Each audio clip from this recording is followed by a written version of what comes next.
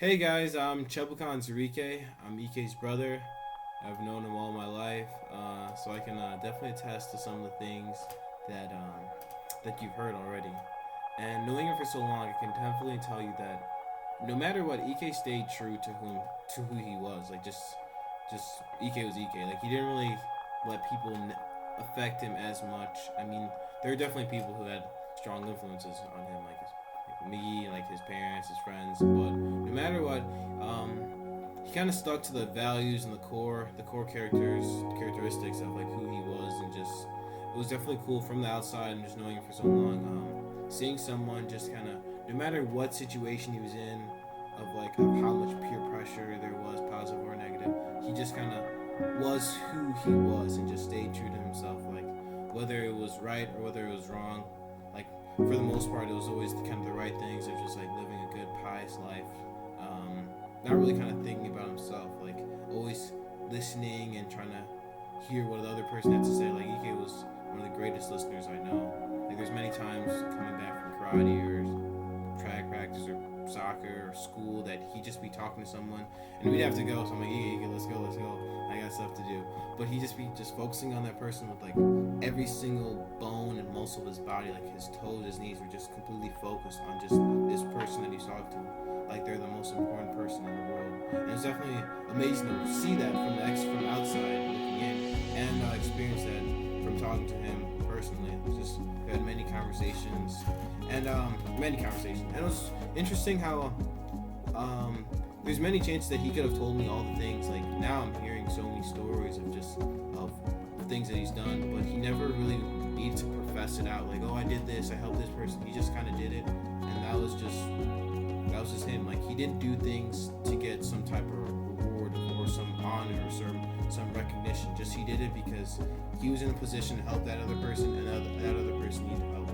And that was kind of one of the biggest legacies that he left on me. Just an unconditional heart to help people. And I hope hopefully this foundation will instill in that into other people too.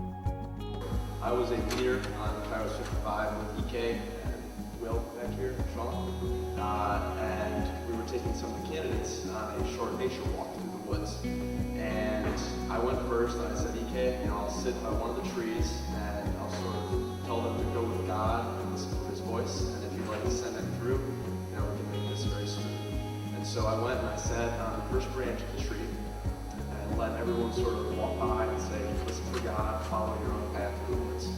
And I was pretty visible sitting on this first branch, at least so I thought. But here comes EK, very silent and very prayerful, and staring downward and just praying as he moves. And he sits on a bench about 5 feet from me. So I whisper EK, thinking, okay, I don't want to scare him. I don't know if he saw me or not. And EK immediately looks up to the sky, thinking that God is verbally talking to him. No, it's just me. I'm sorry. So, and I thought that, perfectly embodied who he was. Always listening, but, always keeping an eye out for everybody. And then we proceeded to follow the candidates down the road. But EK was a man of great peace, whether it was spiritual, whether it was mental in school, or most of all, whether it was physical. He liked to keep care of his body, and he made sure that he was always having a blast and trying his hardest, whether it was running on the track or running on the field. And I think events like the Run for a Cause and the Dodge for a Cause really embody that part of EK. And going forward, we do have the golf outing coming up. So if any of you would like to help with that, many hands do make light work. So make sure to let the Onwuzurikes or one of us know that you'd like to give us a hand with that moving forward. So thank you for letting me This is what this inspiration is. I always be like, I wish I could do like that. Like, that is something like, he's always put someone else before himself, always. I never saw him first say, no, I want to go first. You can go first. That's what he would always do. He was just that type of guy. And I'm fortunate enough to have known him and build a friendship and brotherhood with him. And I know he's always with me. And I remember sometime when I was in first semester in college, I was going through some hard classes. I sit down at my desk and I'd be like, man, I can't do this. And then I would pull out my Bible, which I always kept my Bible in my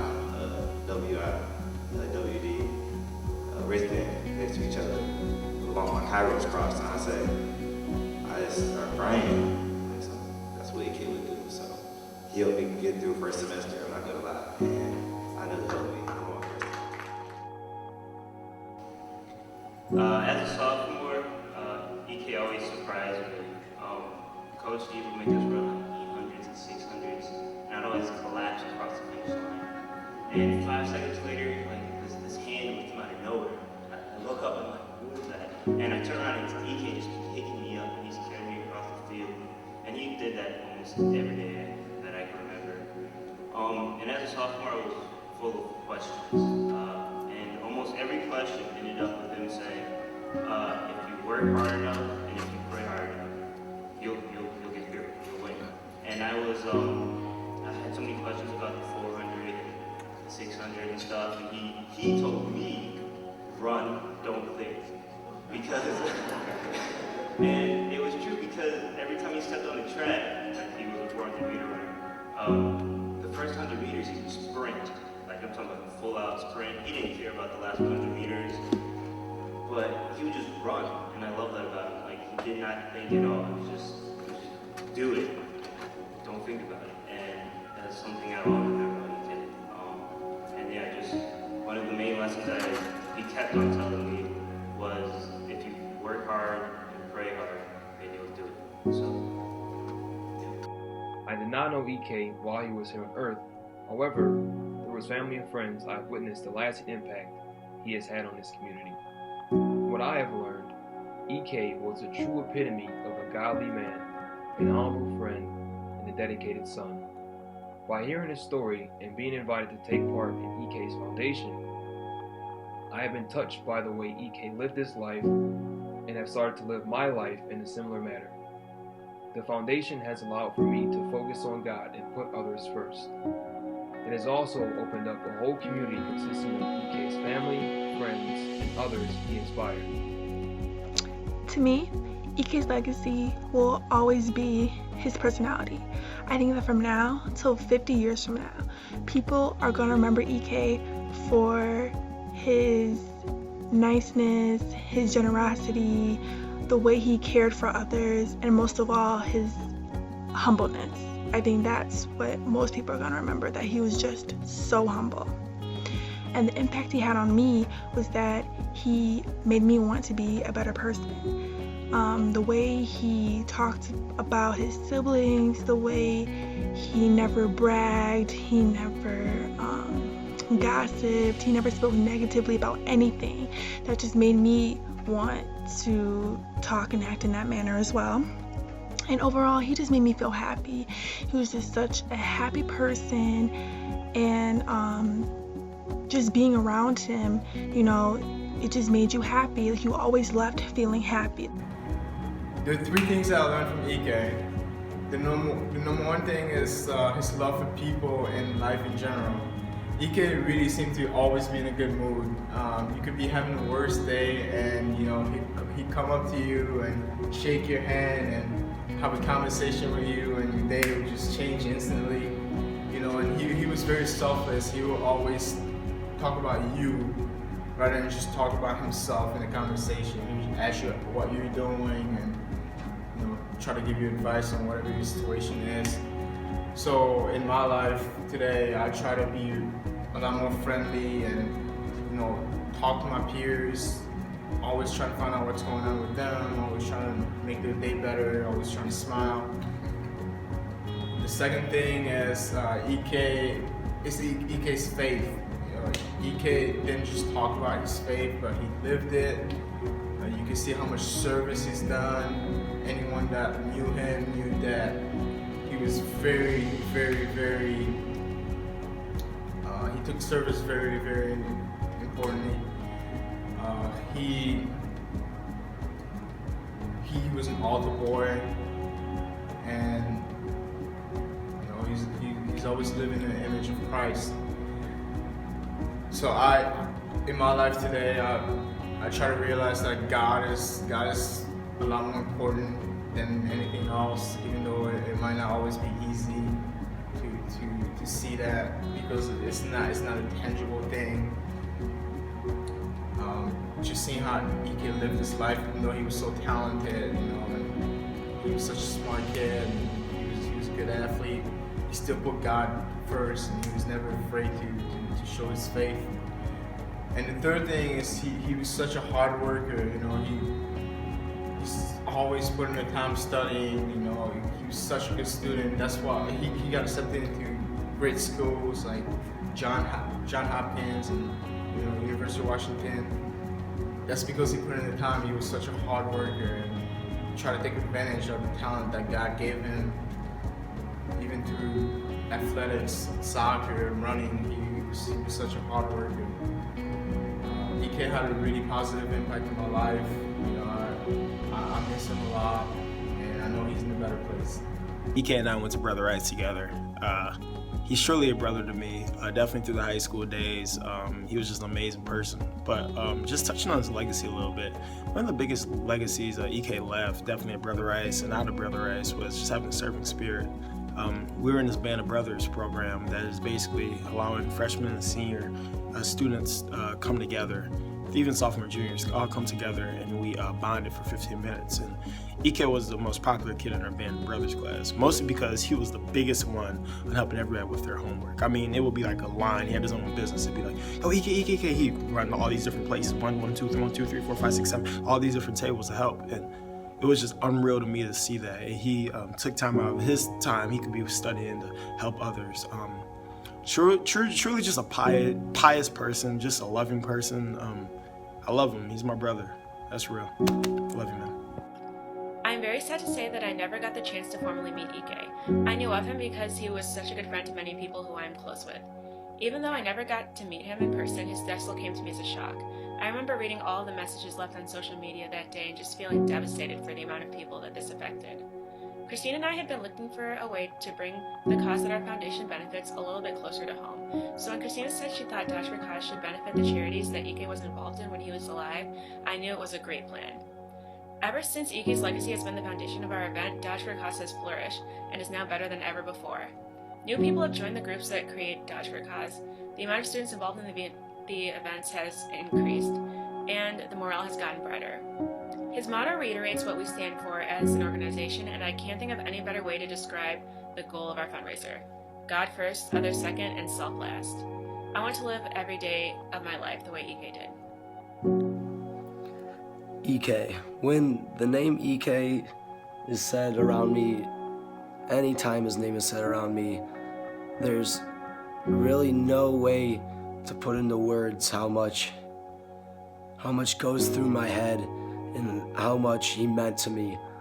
He was the one that really taught me how to be able to forgive others in just every type of situation, and to really just take life step by step and know that God has a plan for me.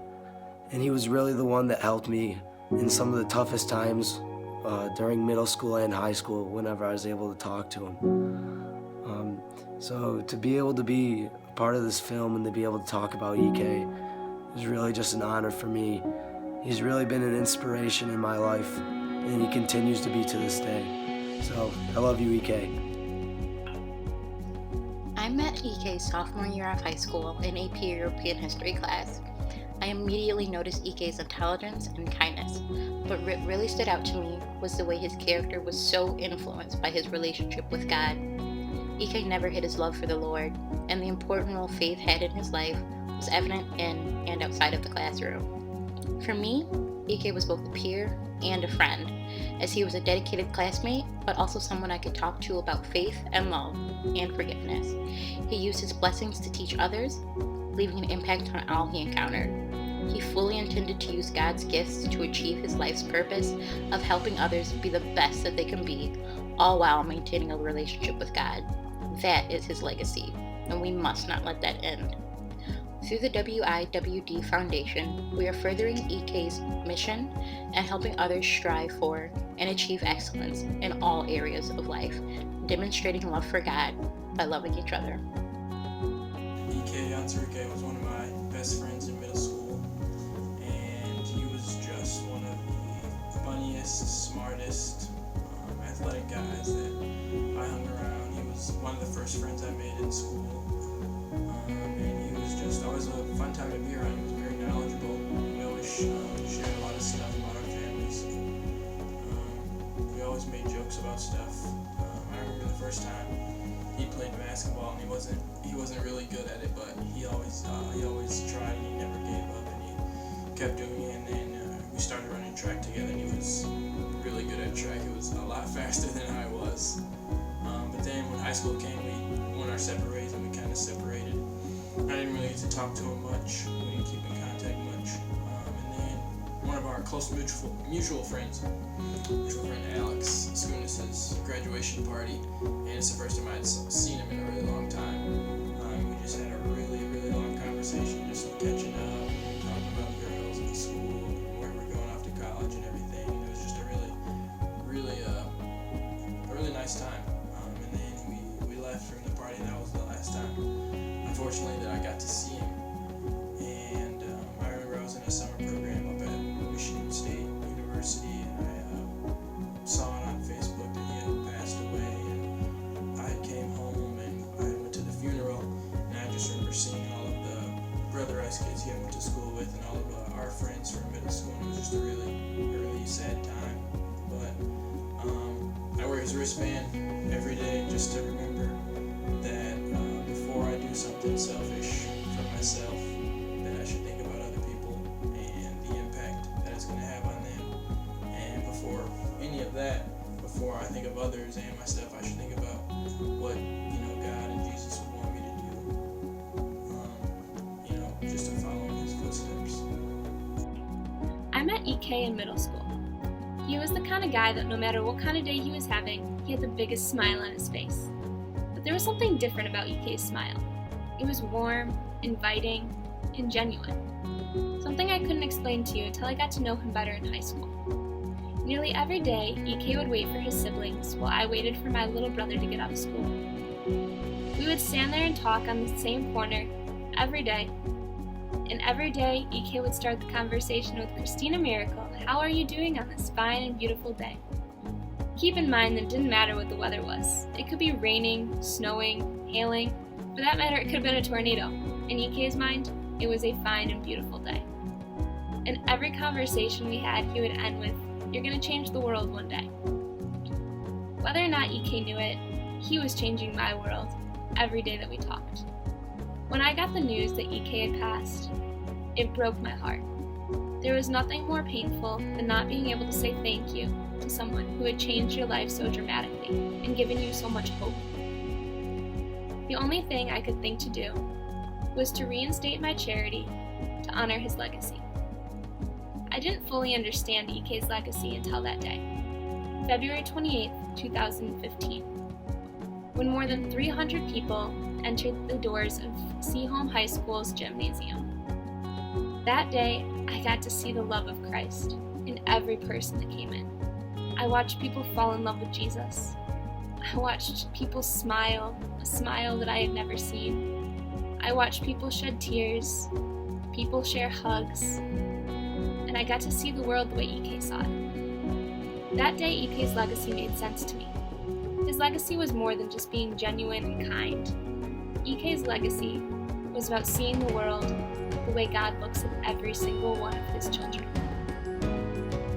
The impact that EK's life had on mine is large, to say the least. I think the biggest thing that EK's life really taught me is what it says in scriptures, what it means to live a life of loving the Lord our God with our heart, our mind, our soul, and strength, and then loving our neighbor as ourselves. EK always spent time with the Lord. Didn't matter where he was, didn't matter what he was doing. He made sure that there was time in his day to pray, to read his Bible, and to just take that time to be still with the Lord. And that's something that really impacted me. I learned that on our senior trip, there was always like 45 minutes that I would spend in the bathroom at night and in the morning. We were all wondering what he was doing. We were talking with his mom after the trip and after he had passed away, and she's like, "Oh yeah, he was probably praying and reading his Bible." And none of us actually thought about that until afterwards. And just hearing that, the the fact that he was willing to take, time away from all of his friends just to be like, God, you are still first in my heart. Just that dedication and that love that he had for God was just incredible. The legacy that he left, it's summed up in the 6 words of God first, others second, self last. He was such a servant of the Lord. Everywhere he went, he was looking to serve people and love people and show the love of God through his actions, through his voice, through everything. The legacy he left was one of just pure love. And the love that comes from God, because if you interacted with him, you knew that there was something different about him. There was just this love that came from him, this peace that wasn't from anything earthly, that wasn't from him, but was an overflow of God's love. And that's the legacy that he left behind. Loving people as God loves them. Truly having God's heart for those who are broken, for those who are lost, for those who need a friend. That sums up Ike's life. Loving those who are lost and broken because God so loved them first. I met Ike when he was in 3rd grade at St. Bede's School. I was his teacher. It was at that point that I continued a relationship with him and his family, where I was filled with love and faith, hope and strength. Ike's legacy lives on with all of us who knew him. We continue to honor him every day with prayer and attitude. I met Ike when I was a freshman at Brother Rice High School, and although I only met him for about 2 or 3 hours after school, those hours were very meaningful to me. I met him at an extracurricular at our school called Quiz Bowl, a test of knowledge kind of thing, similar to the game of Jeopardy. And I always heard great stories about Ike and how smart and how much of a gift of intelligence he had. And a good story to this is when we had a match and he was the only member that showed up for the varsity team. He could either forfeit or continue on and go through the match. He continued to go through the match and put a big smile on his face and said he'll try. And we waited outside the door to hear the results. And these questions can range anywhere from math to literature to science, and those questions can vary in between those categories, from easy to really, really hard. And he comes out, steps outside the room and says, "Boys, I gave it my best and I tried." Although he didn't win, comes to find out the results were so close that he only missed 1 or 2 questions throughout the entire match. That's 5 against 1, and I was just amazed to hear that. And I was like, wow, Ike, you have something special. And I knew from right there that he was a gift. And continue the story along, my freshman year and my sophomore year were the hardest for me. My mom was diagnosed with cancer my freshman year, and then she ended up passing away sophomore year in October on a Sunday. And I could have the option of going to class or not. The school was notified, but for some reason the Holy Spirit or even my mom came to me and gave me the power to continue on to go to school. So I did. And Ike heard about my mom passing away, and he gave me this beautiful quote. Just a beautiful quote. That if you read the book that Dr. Onwuzurike wrote, it's in there. And I'm going to paraphrase real quick. And it just basically said that, Anthony, you have the ability to do anything. Anything. And sorry I get a little choked up at this, but it's just something that when I get down on, I go back to that quote and how much of an inspiration he was to me. Hello, my name is Indra Onwuzurike. I'm Ike Onwuzurike's mother. My friends call me Mami Ike. Ike changed the world of many. He is 18 years here on planet Earth. And he continues to do so even after he has physically left here. You know, he is still with us in the spirit. WIWD Foundation is a 501c3 non-profit organization that has been founded to continue Ike's legacy of love and service. We are giving students full ride scholarships and tuition assistance at Brother Rice High School. We are changing the world of many children that are born with cleft lip and cleft palate by sponsoring their surgical repairs, thereby giving them Ike's smile.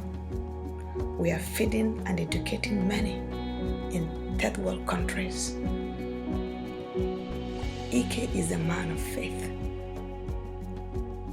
And because of his love and faith in God, he was able to become who he is. And in honor of his faith, we have many programs. We are sponsoring our youths in our community and our young adults to discover God as Ike did. Come and join the World Changers movement. I'm soliciting for your financial assistance and help to continue all the numerous programs we have in the foundation. We are really built for others. Thank you.